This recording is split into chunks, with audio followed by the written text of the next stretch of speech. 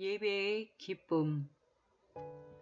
아침에 인터넷으로 찬양을 틀어놓고 예배했다. 마음이 눌려 있을 때 나는 기도도 하지만 찬양 예배를 하며 내 영을 회복한다.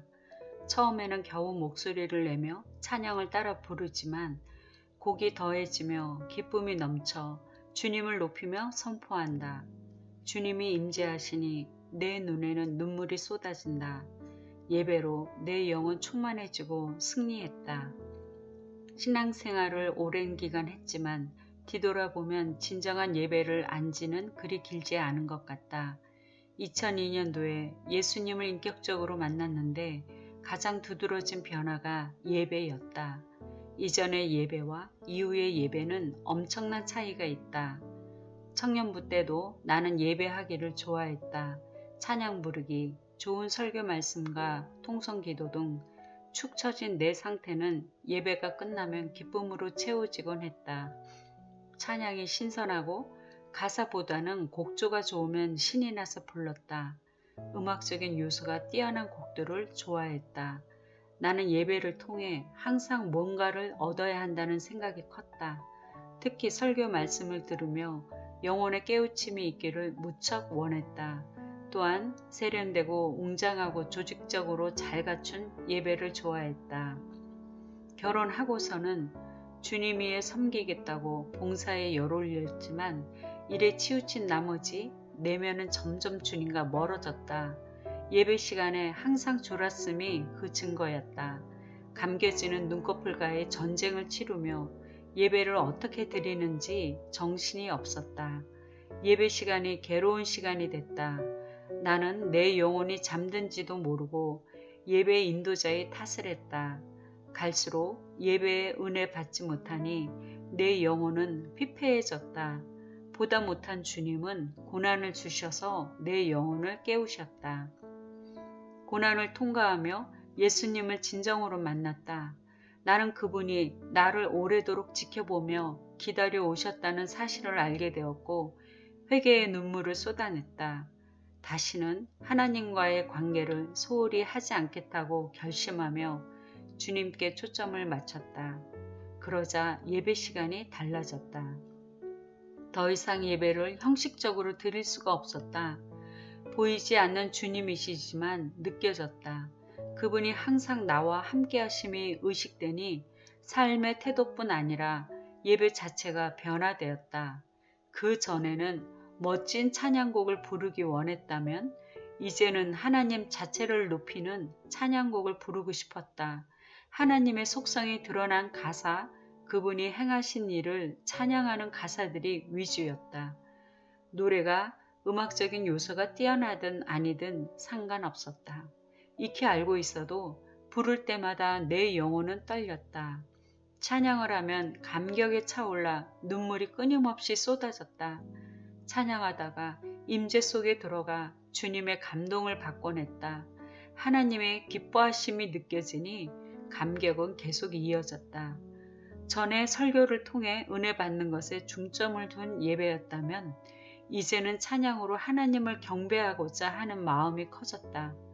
어찌 우주 만물을 창조하신 하나님이 내가 뭐라고 나를 위해 예수님을 보내셔서 구원해 주시고 나와 교제를 하시는가를 생각하면 가슴이 벅차올랐다.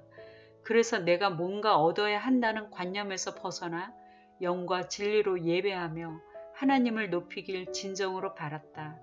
예배 전부터 예배를 위해 기도하며 내 자신을 준비함이 자연스레 습관이 됐다. 어느 날인가 예배 전부터 기도하며 주님의 임재 속에 있었다. 그런데 찬양 인도자가 찬양을 시작하기 전에 주님을 초청하는 기도를 드리자고 했다. 아니, 여기 이렇게 주님이 충만하게 임하셨는데 초청하라니요. 안 느껴져요? 나는 속으로 말했다. 그리고 깨달았다. 주님의 임재는 각자의 마음속에 임하는 것임을 알았다. 간혹 성도들이 교회에 들어오며 주님을 의식하지 않고 큰 소리로 떠들거나 저들끼리 대화에만 주목할 때면 나는 그곳에 계신 주님이 느껴져 죄송한 마음이 들어 어쩔 줄 몰라 했다. 만일 우리들의 눈에 주님이 보인다면 결코 그런 행동을 하지 않았을 텐데 그게 안타까웠다. 예배할 때 나는 강대상에 계신 예수님을 상상하며 찬양을 한다. 옷만 다해 드린다. 그래서 어느 때는 내 옆에 누가 있는지 전혀 알지를 못한다. 분위기가 흐트러질까봐 가사를 외워 눈을 감고 찬양할 때가 많다. 그러면 더욱 주님의 임재 속에 들어간다. 특히 선교 단체에서 1시간 정도 찬양으로 예배할 때는 내가 땅에 있는지 하늘에 있는지 헷갈리기도 했다. 하나님의 존전에서 예배하는 느낌이 들었다.